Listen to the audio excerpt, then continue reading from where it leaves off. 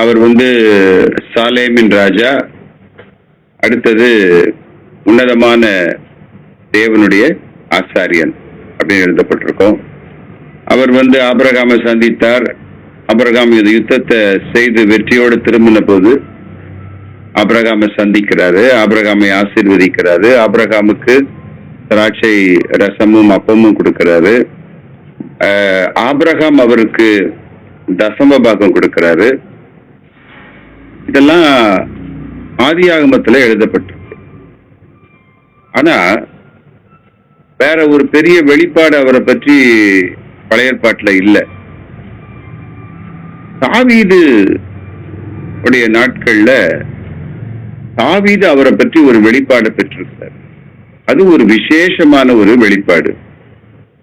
இந்த சங்கீதம் 110 நீங்க படிச்சீங்கன்னா அது இயேசு கிறிஸ்துவை குறித்த ஒரு சங்கீதம்.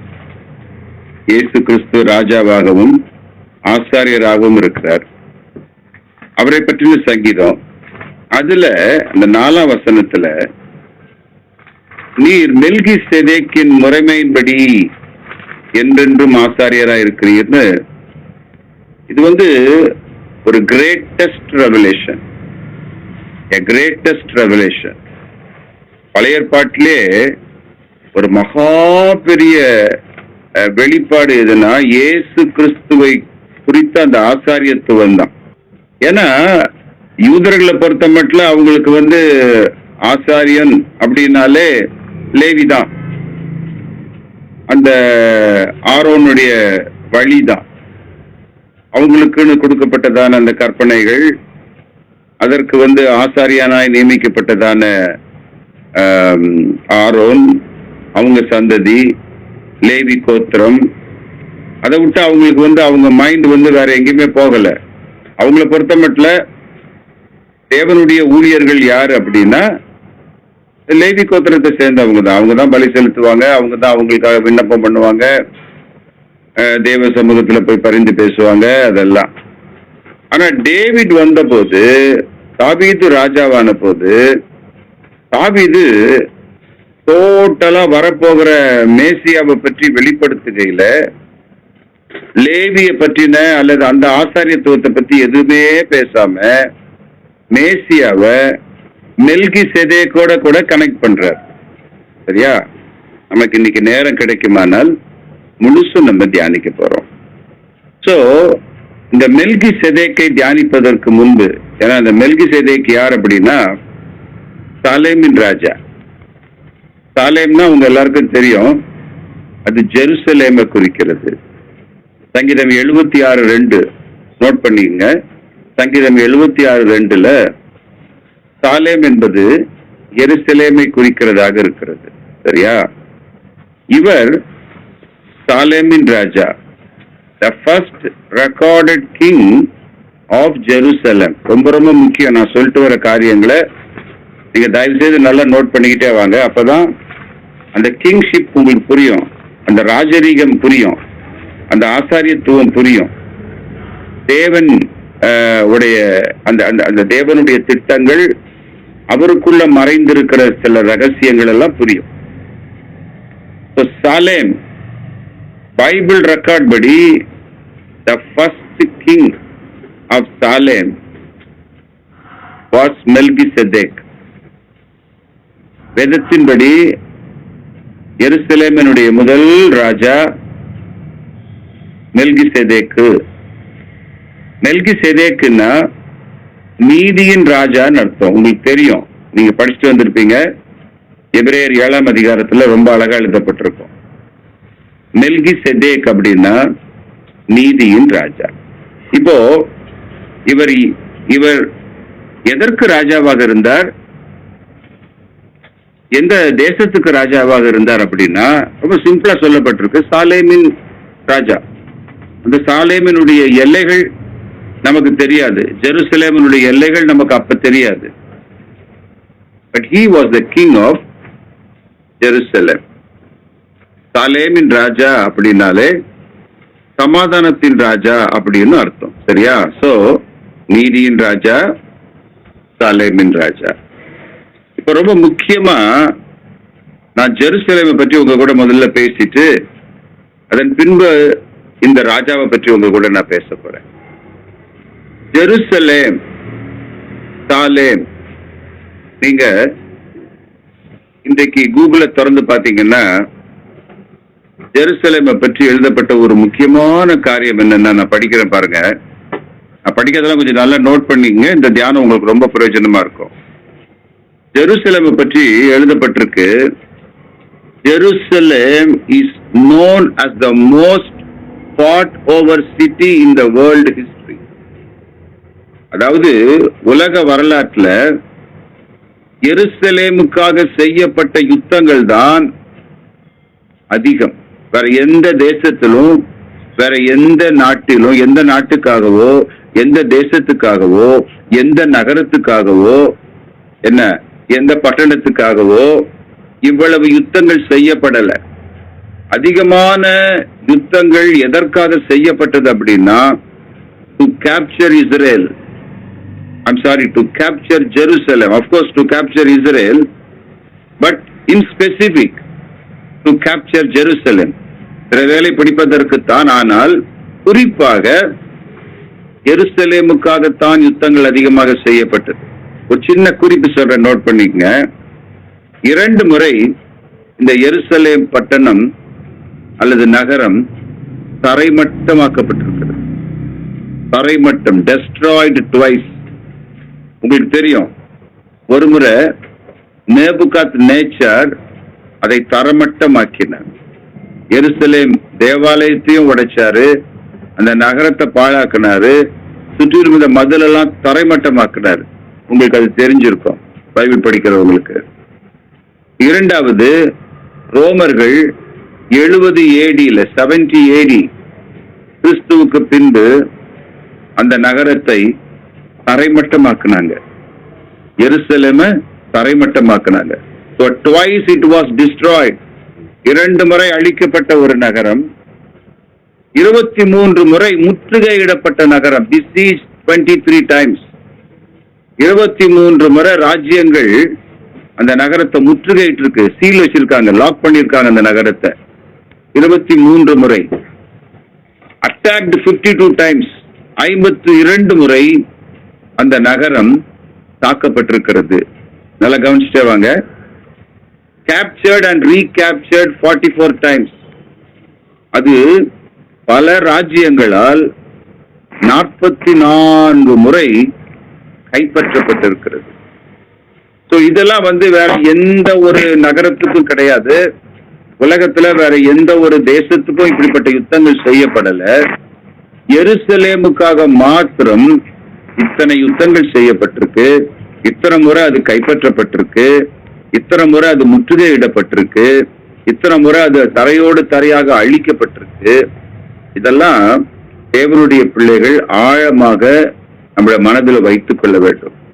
பைபிள்ல எருசலேமுக்காக வேண்டிக் கொள்ளுங்கள் நமக்கு எழுதப்பட்டு, அவர் சமாதானத்துக்காக வேண்டிக் கொள்ளுங்கள், உன்னை நேசிக்கிறவர்கள் சுகித்திருப்பார்களாக அப்படின்ட்டு. இதெல்லாம் ஏன், வை? ஆக்சுவலா மறைமுகமா இது யாருக்கும் நடக்கிறதான யுத்தம். இதையெல்லாம் நம்ம பார்க்க போறோம். நல்லா கவனிச்சுவாங்க.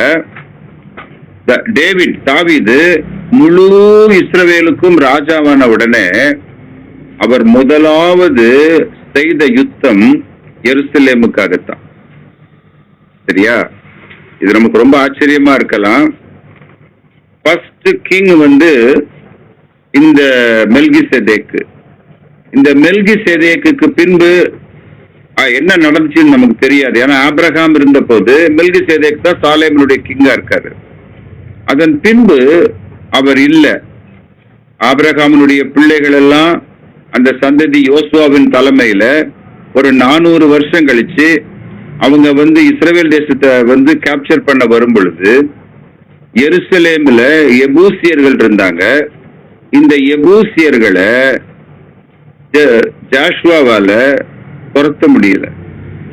இன்ஃபேக்ட் காலேப் தான் அதனுடைய கண்ட்ரோலை வாங்கியிருந்தாரு. பட் காலேபால யுத்தம் செய்து அவங்கள துரத்த முடியல. அவங்க அங்கேயே தான் இருந்தாங்க. எபூசியர்கள் வெரி பவர்ஃபுல் பீப்புள், நல்ல யுத்த வீரர்கள். இவங்க தாவீதின் காலத்திலையும் அங்கதான் இருந்தாங்க. தாவீது ராஜாவான உடனே, நீங்க பைபிள் படிச்சீங்கன்னா தெரியும், 2 இன்சிடென்ட்ல எழுதப்பட்டிருக்கு. ஒன்னு 2 சாமுவேல் 5ஆம் அதிகாரம் 6-10 இன்னொன்னு இப்ப சிஸ்டர் ஹெப்சி நமக்காக வாசிச்சாங்க இல்லையா, 1 நாளாகமும் 11:3-9. டேவிட் ராஜாவான உடனே அவன் செய்த முதல் யுத்தம் எருசலேமுக்காகத்தான், இந்த சாலேமுக்காகத்தான். அப்ப இந்த யுத்தத்தை அவர் செய்த பொழுது அவங்க இருக்கிற எபூசியர்கள் சொன்னாங்க, எங்க ஊர்ல இருக்கிற குருடனும் சப்பானியும் தாவீதை அடிச்சு துரத்திடுவாங்கன்னாங்க. அவங்களுடைய கான்பிடன்ஸ் லெவல பாருங்க. கண்ணு தெரியாதவங்களும் நடக்க முடியாதவங்களுமே டேவிட துரத்திடுவாங்க, எங்களுக்கு ஒரு நல்ல ஒரு ஃபுல்ஃபீல்டு சோல்ஜர் தேவையில்லை டேவிட துரத்துறதுக்கு, எங்க ஊர்ல இருக்க குருடனும் சப்பானியுமே தாவீதை அடிச்சு துரத்திடுவாங்கன்னு அவங்க சொல்றாங்க. பட் தாவீது அந்த சிட்டியை பிடிச்சார். அந்த சிட்டியை பிடிச்சிட்டு அதற்கு தாவீதின் நகரம் அப்படின்னு ஒரு பேரை வச்சார். நல்லா கவனிச்சுட்டு வாங்க, ஒரு ரகசியத்தை உங்களுக்கு நான் சொல்றேன். டேவிட் அப்படின்னு எழுத்தின்படி பழைய ஏற்பாட்டில் வர்ற காரியங்கள் டேவிட்டை குறிக்கும். டேவிட்னா உங்களுக்கு தெரியும், ஈசாயின் குமாரன் இல்லையா, தவுத், தாவீது, அவரை குறிக்கும். அதே நேரத்துல தாவீதினுடைய சரியான அந்த பெயரின் அர்த்தம் என்னன்னா பிரியமானவன், மிகவும் பிரியமானவன் அர்த்தம். ஸோ ஸ்பிரிச்சுவலா பல இடங்கள்ல அது ஆண்டவராகிய இயேசு கிறிஸ்துவையும் குறிக்கும். கவனிக்கிறீங்களா? நல்லா கவனிச்சே வாங்க நான் சொல்றத. ஆண்டவராகிய இயேசு கிறிஸ்து தான் எருசலேமை குறித்து, நீங்க ஐ திங்க் மத்தேயு 5ஆம் அதிகாரத்தை படிச்சு பாத்தீங்கன்னா அதுல சொல்லியிருப்பாங்க, எருசலேமின் மேல் சத்தியம் பண்ணாதீங்க, காரணம் அது மகாராஜாவின் நகரம். ரொம்ப முக்கியமான பாயிண்ட் நான் சொல்லுறது. Okay, city of the great king, city of the great king, மகாராஜாவினுடைய நகரம் எதுன்னா ஜெருசலேம். சொல்றது யாரு? Son of the living God. சர்வத்தையும் படைத்து சர்வத்தையும் தம்முடைய வல்லமை உள்ள வசனத்தினால் தாங்குகிற ஆண்டவர் சொல்றாங்க, ஜெருசலேம் மகாராஜாவினுடைய நகரம். நீங்க நல்லா கவனிச்சு பாருங்க, ஜீசஸ் ஜெருசலேமை பார்த்த பொழுது கண்ணீர் விட்டார்னு இருக்கும். அவர் சொன்ன வார்த்தை, பலமுறை நான் உன்னை சேர்த்துக் கொள்ள மனதா இருந்தனே. இந்த கிரைலாம் சாதாரணமான ஒரு கிரை இல்லை. நல்லா கவனிக்கிறீங்களா? அவர் அழுது அந்த அழுகை கண்ணீர் விட்டார்னு இருக்கு. ஆக்சுவலா ஒரிஜினல் ஸ்கிரிப்சர்ஸ்ல ஒரு he cried aloud, ஒரு ஆடிபிள் சவுண்ட், அதாவது ஓரு கத்தி இருக்கிறார், அழுது இருக்கிறார். சரியா? உனக்கு கிடைத்த இந்த நாளில் ஆகிலும் உன் சமாதானத்துக்கானவில்லை நீ அறிந்திருந்தாயானால் நலமா இருக்கும்னு சொன்னதெல்லாம் லார்ட் ஜீசஸ் தான். லார்ட் ஜீசஸ் கிரைஸ்ட் எருசலேமுக்குள்ள கடைசியா வந்த போது ஒரு கழுதை மேலே ஏறி வந்தார். அதெல்லாம் பாத்தீங்கன்னா ஒரு ராயல் டிராவல் அது. அதாவது எப்படி சாலமோன் ராஜாவாகும்படிக்கு தாவீதினுடைய அந்த அந்த கழுதையின் மேலே ஏறி வந்தார், அதே போல இயேசு வந்தார். பல காரியங்கள் connected with Jesus and Jerusalem. சரியா? நம்ம எல்லாருக்குமே தெரியும், உங்க எல்லாருக்குமே தெரியும், அந்த 1000 years ரெயின் 1000 வருஷம் அரசாட்சி இயேசு கிறிஸ்து அந்த எருசலேம்ல தான் செய்ய போகிறார். இப்ப நான் ஒண்ணா சொல்லிட்டு வர, நல்லா கவனிங்க. தாவீது கிட்டத்தட்ட 1000 BC, இயேசு கிறிஸ்து வருவதற்கு ஒரு 1000 வருடங்களுக்கு முன்பு இந்த எருசலேமை பிடித்து அதற்கு தாவீதின் நகரம் அப்படின்னு பேரை வைக்கிறார். தாவீதி நகரம் 2 அர்த்தம் இருக்கு. 1, அங்க வசித்த தாவீதை குறிக்குது. 2, பிரியமான தாவீத் என்று என்ன நிழலாட்டமாய் அழைக்கப்படுகிற நம்முடைய ஆண்டவராக இயேசு கிறிஸ்துவை குறிக்கிறது. அதற்கு சொன்னது உங்களுக்கு புரிஞ்சிருக்கும் அப்படின்னு நினைக்கிறேன். சரியா? ஏன் நான் சாலேமை பற்றி பேசுறேன் அப்படின்னா, சாலேமை பற்றி பேசும்போதுதான் நமக்கு அந்த மகத்துவம் தெரியும், சாலேமினுடைய கிங்ஸை பற்றி.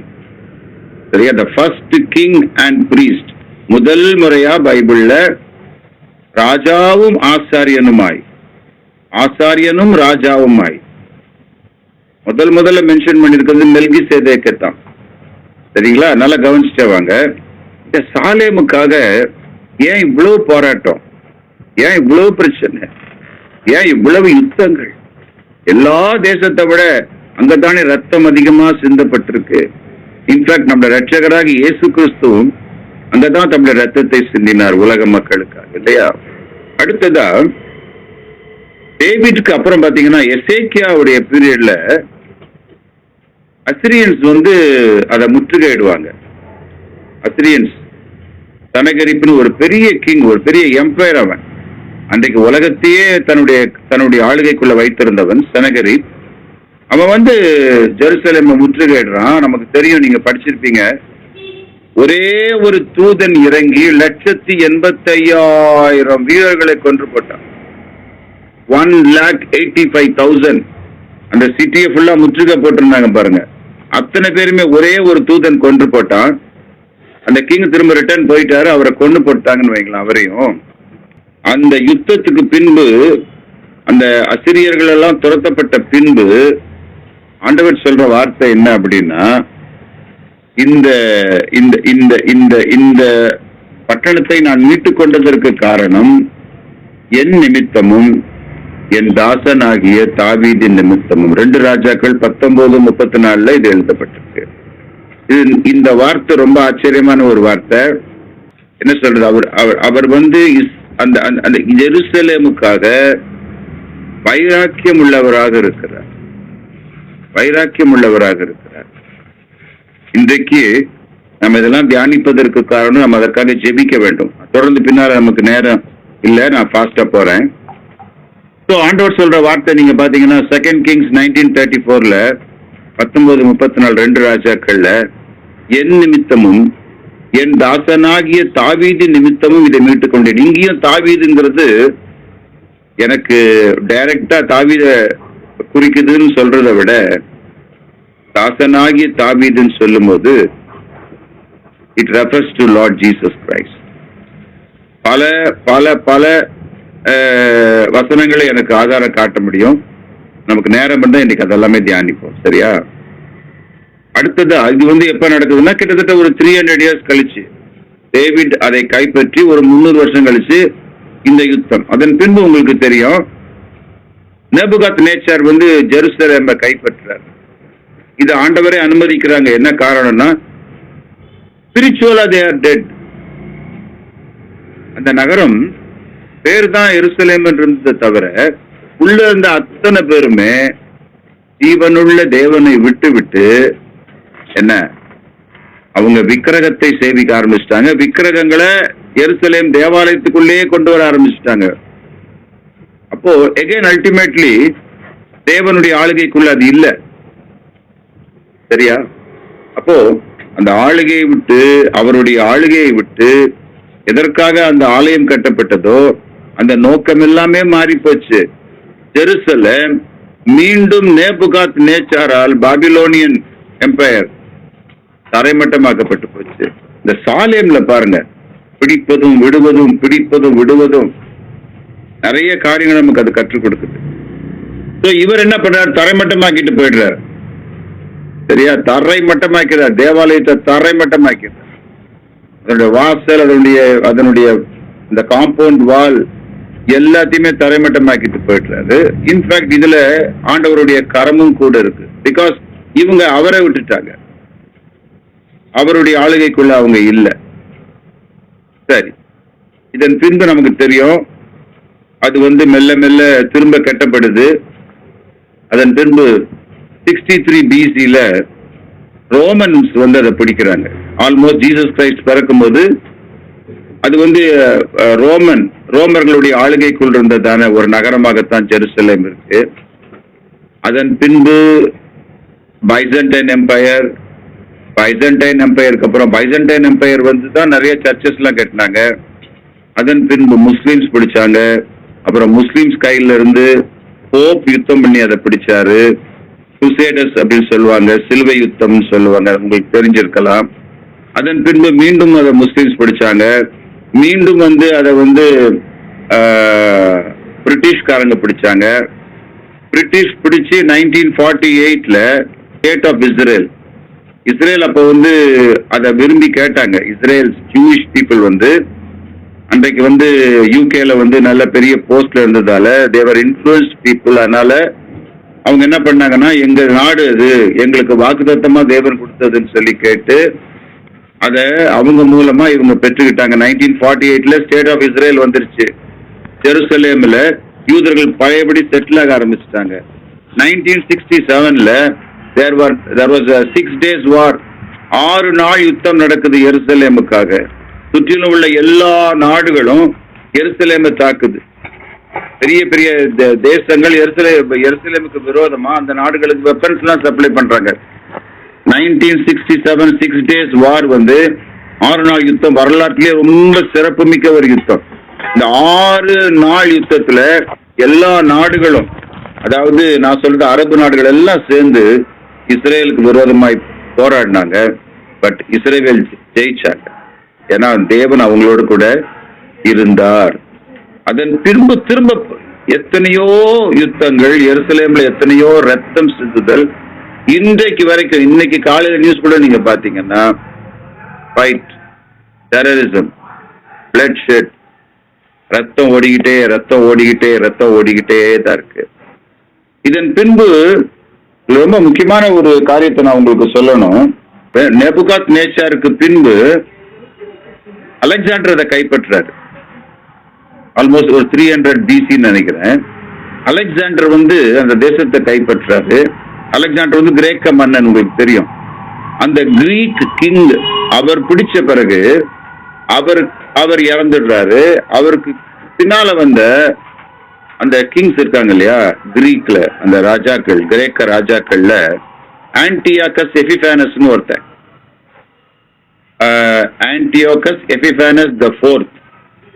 அவன் செய்த ஒரு பயங்கரமான காரியம் என்னன்னா, எருசலேம் தேவாலயத்துல தேவனுக்கென்று வைத்திருந்த பலிபீடத்தின் மேல் அவன் ஒரு பலிபீடத்தை கட்டி ஜூவஸ் அப்படிங்கிற ஒரு கடவுளுக்கு பன்றியை பலி செலுத்தினான். பன்றியை பலி செலுத்தி அந்த தேவாலயத்தை அவன் சொல்ற அந்த ஒரு பேரு ஜூஸ் இல்லையா, ZEUS, அதற்கு டெடிகேட் பண்ணான். ஆக்சுவலா தேவனுக்கென்று பிரதிஷ்டை பண்ணப்பட்டதான ஒரு ஆலயம் இந்த மனிதனால் அசுத்தமாக்கப்பட்டு அருவருப்பாக்கப்பட்டு அங்க ஜூஸ், ZEUS, அந்த ஜூஸினுடைய அர்த்தம் என்னன்னா கடவுள்களுக்கெல்லாம் கடவுள்னு அர்த்தம். ஸ்காலர்ஸ் என்ன சொல்றாங்கன்னா, it was the name of Satan, சாத்தானுடைய பெயர் அது. இந்த அதாவது நீங்க ஒருவேளை வெளிப்படுத்தும் விஷயத்துல படிச்சிருக்கலாம். அந்த சாத்தானுடைய சிங்காசனம் இருந்த இடம்னு போட்டிருக்கும் தெரியுங்களா, பெர்கமு. அங்க அந்த சிங்காசனம் இருந்தது உண்மை. நான் ஏற்கனவே தியானம் பண்ணியிருக்கேன் உங்களுக்கு அதை. அந்த பெர்கமுல சாத்தானுடைய சிங்காசனம் ஒன்று இருந்ததே உண்மைதான். ஒரு மலையின் மேல ஒரு சிங்காசனம் வச்சிருந்தாங்க.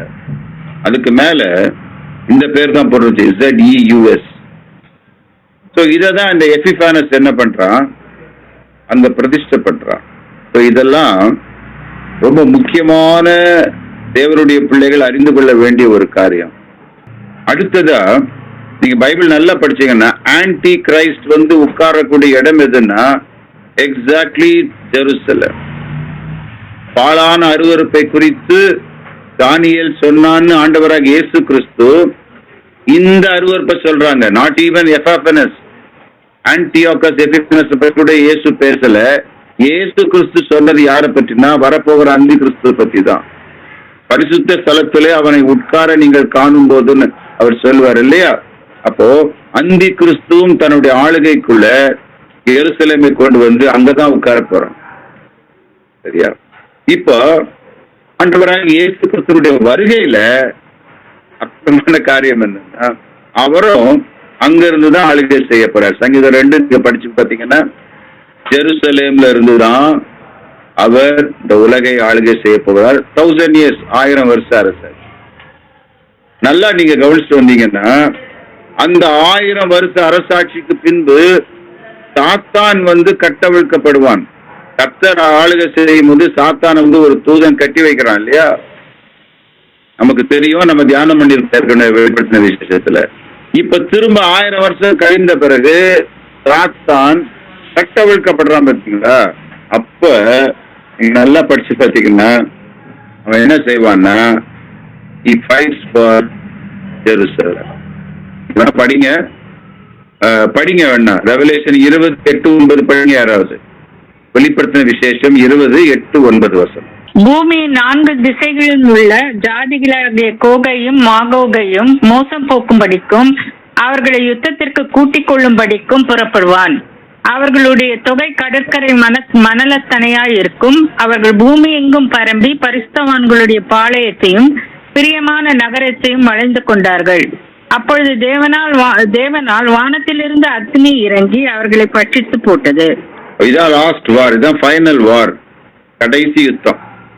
இந்த சாலேமுக்காக, இந்த எருசலேமுக்காக, சரியா, சாத்தான் செய்யற கடைசி யுத்தம். அது முடிஞ்ச உடனே பாத்தீங்கன்னா சாத்தான் வந்து நரகத்துல தள்ளப்படுவான். நீங்க அது அந்த 20th சாப்டர்ல இருக்கும், நீங்க படிச்சீங்கன்னா தெரியும் உங்களுக்கு. ஸோ இதுதான் அந்த ஹிஸ்டரி ஆஃப் சாலேம். சாலேமினுடைய வரலாறு இதுதான். இது நமக்கு தெரிந்திருக்க வேண்டும். இந்த சாலேம் வந்து ஒரு சாதாரணமான நகரம் இல்ல. ஏன் தேவன் இதை தெரிந்து கொண்டாருங்கிறது ஒரு பெரிய ரகசியமாவே இருக்கு. தேவன் தெரிந்து கொண்ட இந்த நகரத்தை சாத்தான் எப்பொழுதுமே தாக்கிக்கிட்டே இருக்கிறான். இந்த நகரம் மாத்திரமல்ல, even we the children of God, உங்களையும் என்னையும் ஏன் தேவன் தெரிந்து கொண்டார்னு உங்களால சொல்ல முடியுமா? அந்த ரகசியம் உங்களுக்கு தெரியுமா? எனக்கு தெரியாது. ஒரே ஒரு வார்த்தையில சொல்றாரு, அனாதி சிநேகத்தால் உன்னை சிநேகித்தேன், காருண்யத்தினால் உன்னை இழுத்துக் கொள்ளுகிறேன். இந்த அனாதி சிநேகத்துக்காக நமக்கு அர்த்தம் தெரியுமா? தெரியாது. எவர்லாஸ்டிங் லவ், எட்டர்னல் லவ், முதலும் முடிவும் இல்லாத அன்பு. ஆண்டவர் சொல்றாங்கல்ல, நீங்க என்ன தெரிந்து கொள்ளல, நான் தான் உங்களை தெரிந்து கொண்டேன். அதுவே ஒரு மிஸ்ட்ரி. இப்ப கர்த்தரால் தெரிந்து கொள்ளப்பட்டவங்க, நீங்க உண்மையா உங்க மனதை தொட்டு சொல்லுங்க, நமக்கு வரக்கூடிய பிரச்சனைகள் இந்த உலகத்து மனுஷங்களை விட அதிகமா இல்லையா? நிச்சயமா அதிகம். என்னைக்கு நம்ம ஜெபிக்க ஆரம்பிக்கிறோமோ அன்னைக்கு நமக்கு வர்ற பிரச்சனை அதிகம். என்னைக்கு நம்ம ரட்சிக்கப்பட்டோமோ அன்னைக்கு நமக்கு வரக்கூடிய உபத்திரவம் அதிகம். என்றைக்கு ஊழியம் செய்ய ஆரம்பிச்சோமோ அன்றைக்கு வரக்கூடிய பிரச்சனை இன்னும் அதிகம். பிகாஸ் சாத்தான் வந்து நம்ம டார்கெட் பண்றான். ஆல்மோஸ்ட் எல்லாருமே எஸ் எஸ் எஸ், அதுதான் எஸ். என்னைக்கு நாம தேவனுடைய பிள்ளையா மாறுறோமோ, என்னைக்கு நம்ம வந்து விலை உயர்ந்த ஒரு முத்தாக அவருடைய பார்வையில மாறணுமோ அன்னைக்கே இந்த இருள் நம்ம மேல கண்ணை வைக்குது, கண்ணி வைக்குது. இது ஒரு இது இது இது என்னன்னு என்னால வந்து என்னுடைய ஸ்பிரிச்சுவல் லைஃப்ல இது வரைக்குமே என்னால புரிந்து கொள்ள முடியாத ஒண்ணு எதுனா இதுதான். God has chosen us. உலகம் உண்டாவதற்கு முன்பு நம்மை தெரிந்து கொண்டார். ஆனா ஆண்டவர் இயேசு சொன்னது போல இந்த உலகத்திலே நமக்குத்தான் உபத்திரவம் உண்டு. தேவபக்தியாய் நடக்க மனதாயிருக்கிற யாவரும் துன்பப்படுவார்கள் பவுல் சொன்னாரு. இட்ஸ் ரைட், அது உண்மை. சரி, இருக்கட்டும். இப்போ ஜெருசலேமுக்கு நம்ம வருவோம். இந்த ஜெருசலேம் வந்து உண்மையிலே ஒரு ரகசியமான ஒரு நகரம் தான். ஏன் அப்படின்னா இதற்கு முன்னால என்ன நடந்துச்சு நமக்கு ஒண்ணுமே தெரியாது. ஒரு தீர்க்கதரிசி மூலமா கர்த்தர் பேசும்போது என்ன சொல்றாங்கன்னா, நீ எபோசியருடைய கையில இருந்த, நான் உன்னை தெரிந்து கொண்டு உன்னை நான் ஆசீர்வதித்து உன்னை செழிப்பாக்கி என்ன உன்னை வந்து மேன்மைப்படுத்தினேன் அப்படிலாம் ப்ராஃபட்டிக் புக்ஸ்ல எழுதப்பட்டிருக்கு ஜெருசலேமை பற்றி. தேவன் அந்த நகரத்தின் மேல் நோக்கமாக இருக்கிறார்.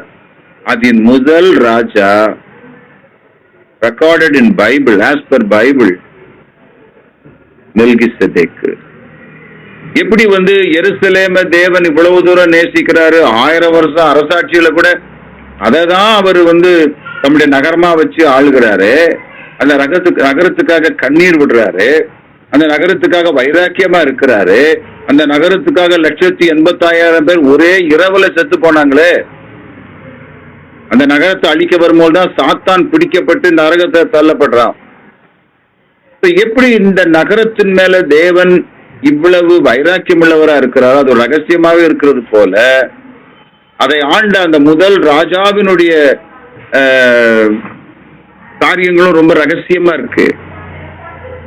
இன்ஃபேக்ட் யூதர்களுக்கு நிறைய தெரிஞ்சிருக்கு மெல்கிசேதேக்கை பற்றி.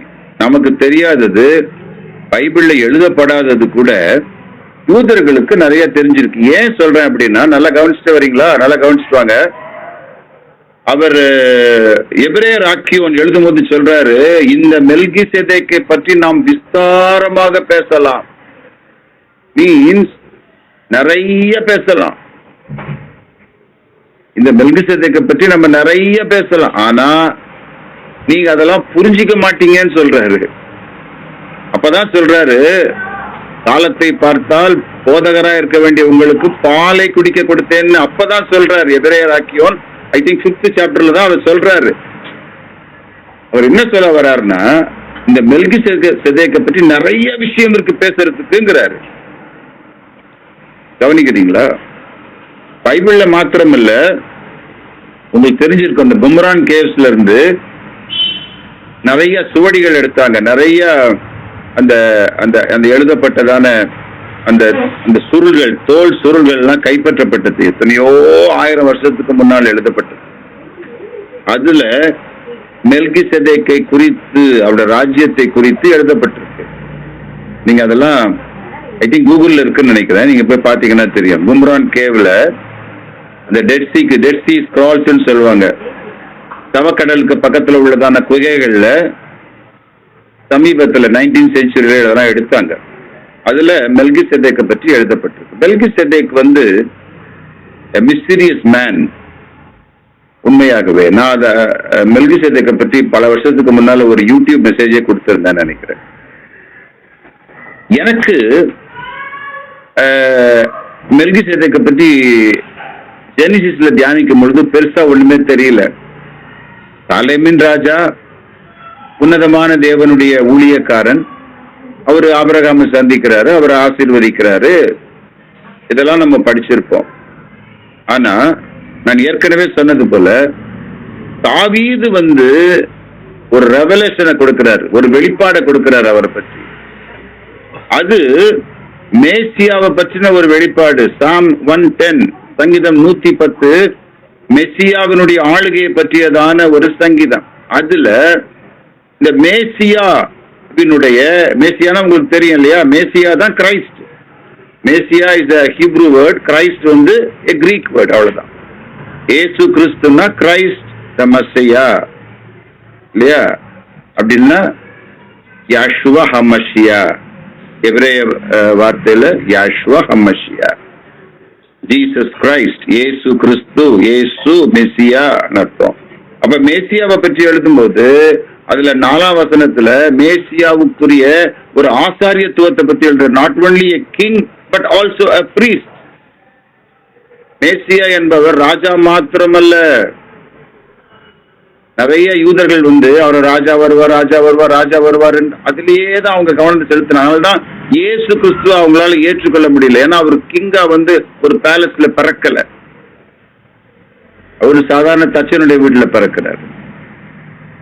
அவங்களால புரிஞ்சிக்க முடியல. பட் டேவிடுடைய வெளிப்பாடு ரொம்ப வித்தியாசமா இருக்கு. Messiah not only a king but also a servant of God. அவர் ஒரு தேவ ஊழியர், ஒரு ஆசாரியர். அப்ப ஆசாரியர் அப்படின்னாலே ஜூஸை பொறுத்த வரைக்கும், இஸ்ரேலைட்ஸை பொறுத்த வரைக்கும், இஸ்ரேலரை பொறுத்த வரைக்கும் அவங்க யாரை தான் பார்ப்பாங்க? லேவியை தான் பார்ப்பாங்க, ஆரோனுடைய ஃபேமிலியை தான் பார்ப்பாங்க. ஆனா இவர் என்ன சொல்றாரு? நோ, அதற்குள்ளேயே வரல, அந்த பர்வியுக்குள்ளேயே வரல, அந்த வட்டத்துக்குள்ளேயே வரல. இவர் மெல்கிசேதேக்கின் முறைமையின்படி ஆசாரியர் ஆனார். அப்பதான் மெல்கிசேதேக்கினுடைய அந்த அந்த மேன்மை உள்ள வருது பாருங்க. கவனிக்கிறீங்களா? ரொம்ப முக்கியமான காரியம் இது.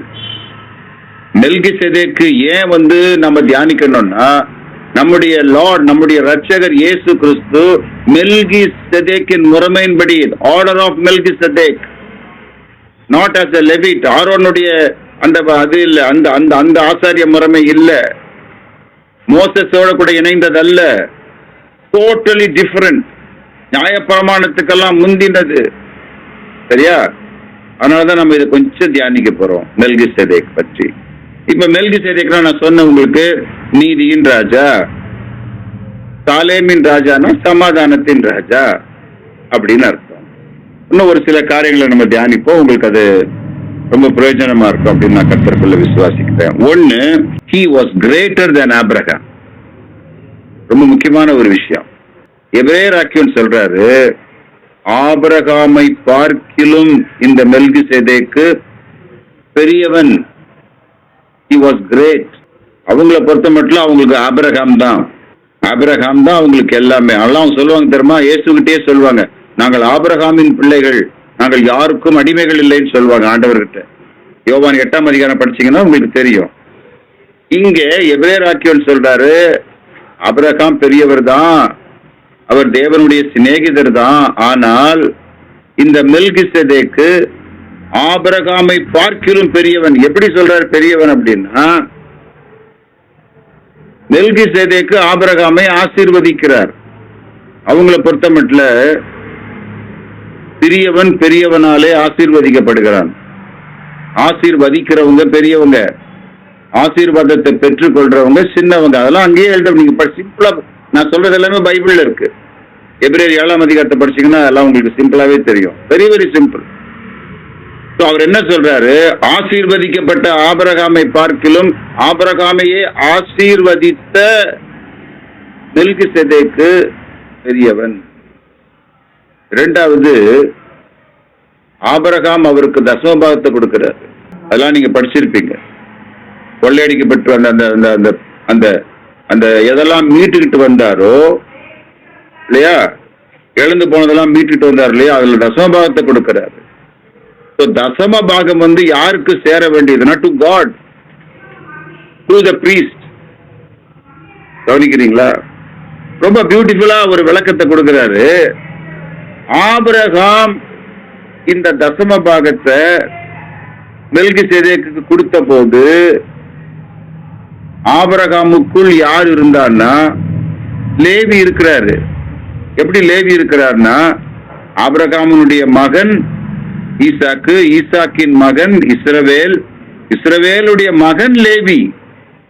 அப்போ ஆபிரகாமுக்குள், ஆபிரகாமுடைய மடியிலே ஆபிரகாமுக்குள் யார் இருக்கிறார்? லேவி இருக்கிறாரு. அப்ப ஆபிரகாம் மெல்கிசேதேக்கு தசமபாகத்தை கொடுத்த பொழுது அல்டிமேட்லி லேவியும் யார் ஜனங்கள்கிட்ட தசமபாகம் வாங்குவதற்கு அதிகாரம் பெற்றிருந்தாங்களோ அவங்களுமே அவருக்குத்தான் அந்த தசமபாகத்தை செலுத்துறாங்க. கவனிச்சு வரீங்களா? இதெல்லாம் எழுதப்பட்டிருக்கு.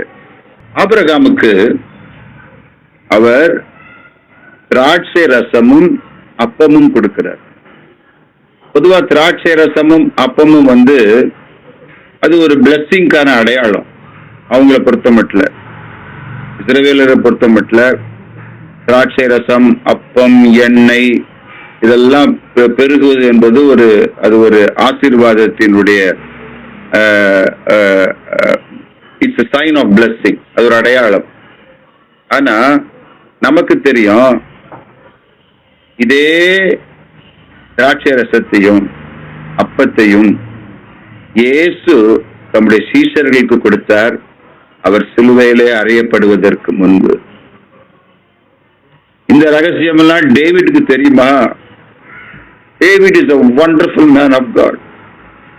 தாவீது உண்மையிலே ஒரு விலையேற பெற்ற ஒரு தேவனுடைய மனுஷன், சாதாரணமான மனுஷன் அல்ல.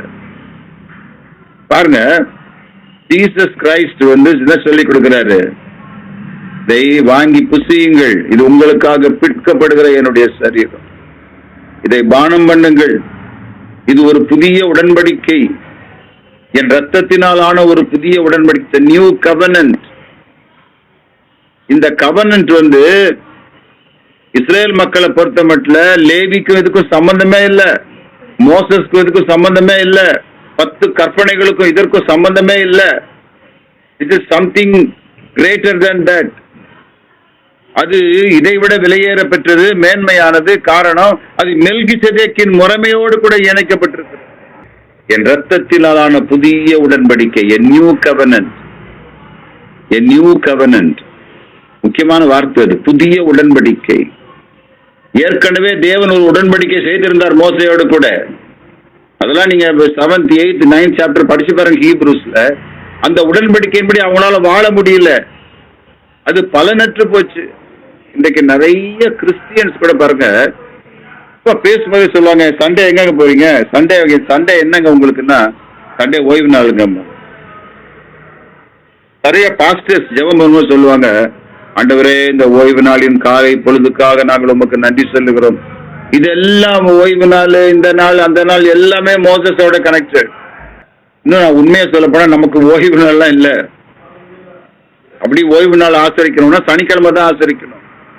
நம்ம உயிர் தெழுந்த ஆண்டவரை கொண்டாடிட்டு இருக்கிறோம், அதனால்தான் ஞாயிற்றுக்கிழமையில கொண்டாடிட்டு. சிம்பிளா சொல்றேன், நான் இந்த நியூ கவர்னன்ட்டுக்காக நான் சொல்றேன்.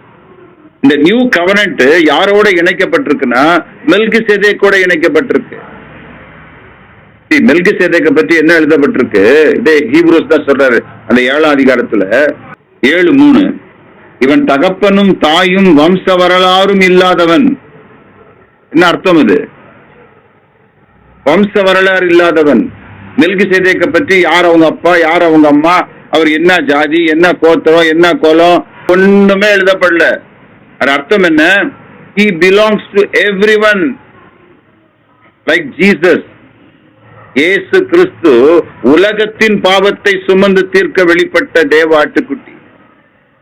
அதே போல மெல்கிசேதேக்கு சாலேமின் ராஜா தான், ஆனால் எந்த குரூப்புக்குள்ள வரல, எந்த கம்யூனிட்டிக்குள்ள வரல, எந்த ரேஸுக்குள்ளயும் வரல. அவரு எந்த ஜாதியோ ஜனமோ கூட்டமோ மக்கள் தொகையோ எந்த குரூப்புக்குள்ள வரல. அவர் எதுவுமே எழுதப்படல. அது என்ன, வாட் இட் ரெப்ரசன்ட்ஸ், அது எதை எடுத்து காட்டுதுன்னா மெசியா.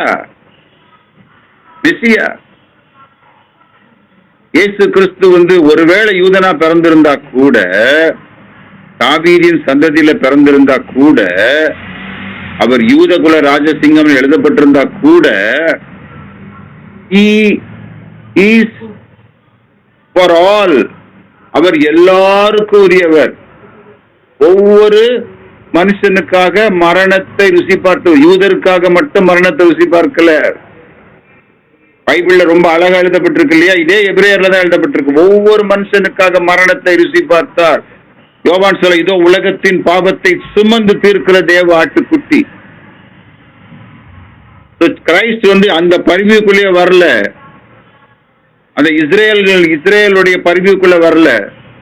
அவர் வந்தது ஓகே, டேவிட் லைன்ல வந்தா கூட அவர் ஆசாரியரானது இந்த ஆர்டர் ஆஃப் மெல்கிசேதேக் தான். Glory be to God. Hallelujah.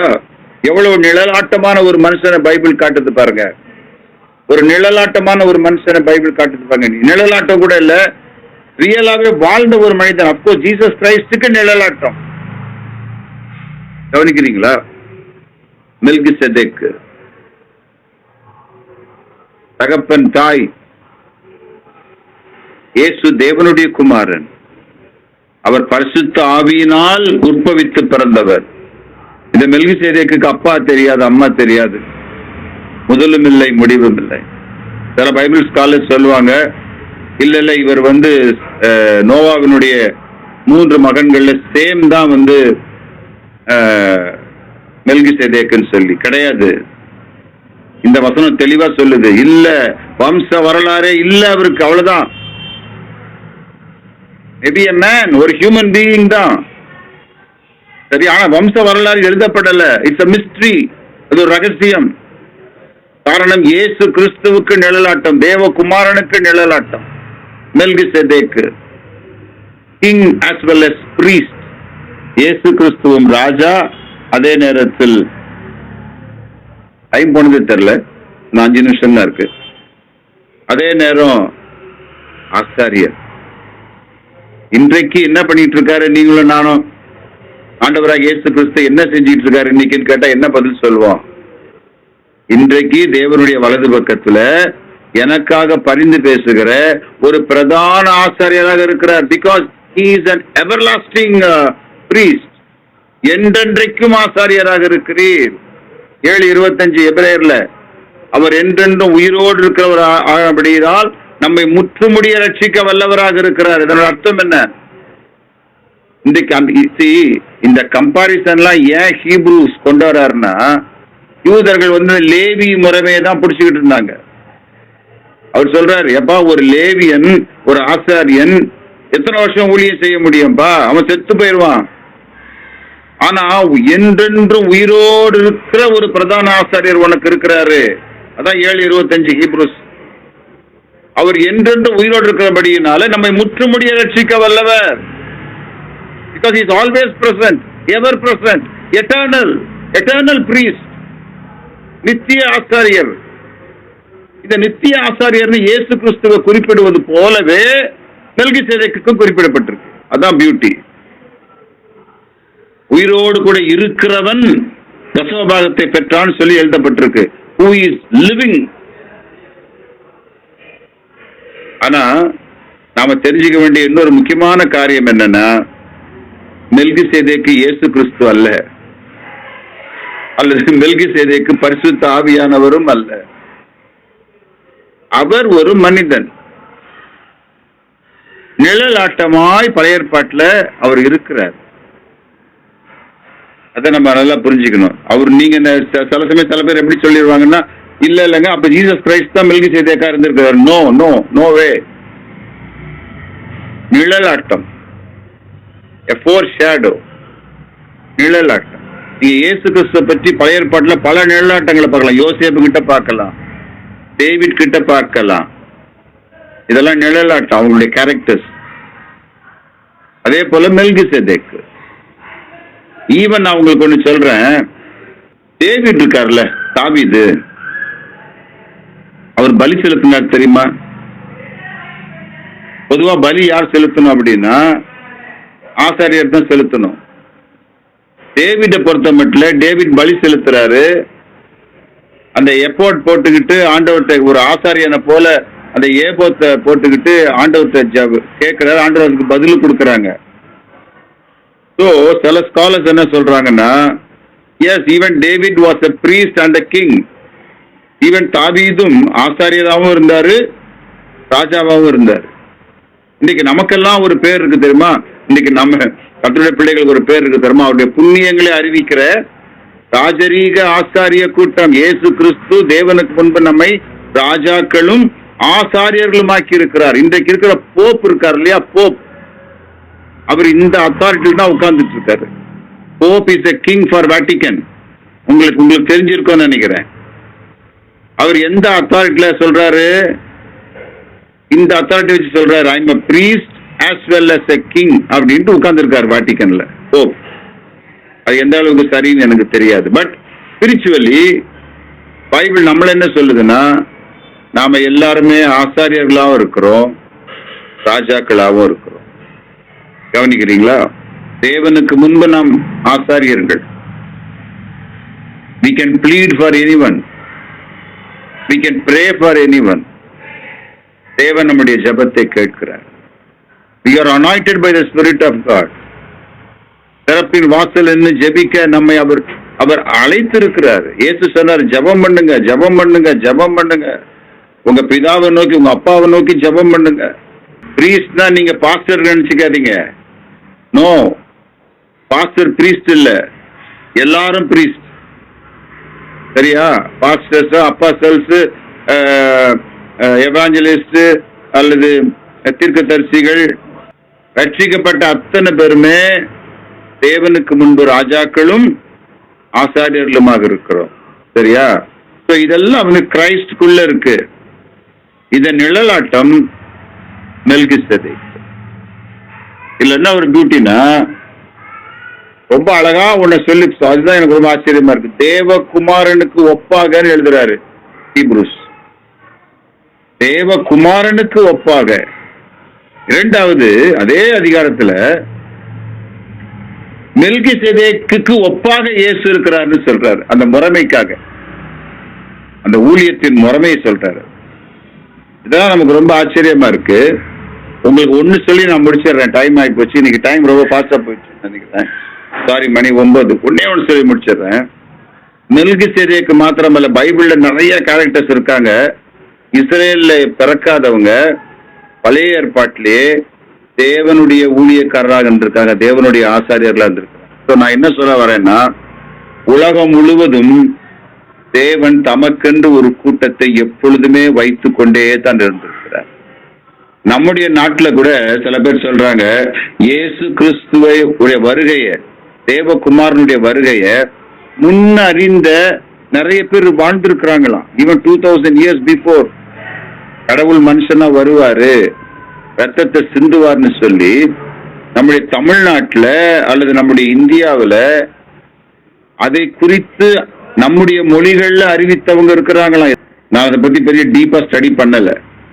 உதாரணத்துக்கு மோசேனுடைய மாமனார் இருக்கார் பாருங்க, மோசஸுடைய மாமா, அவங்க ஒய்ஃபுடைய அப்பா இருக்கார்ல, எத்ரோ. அவரை பற்றி நீங்க நல்லா பைபிள்ல படிச்சு பாருங்க.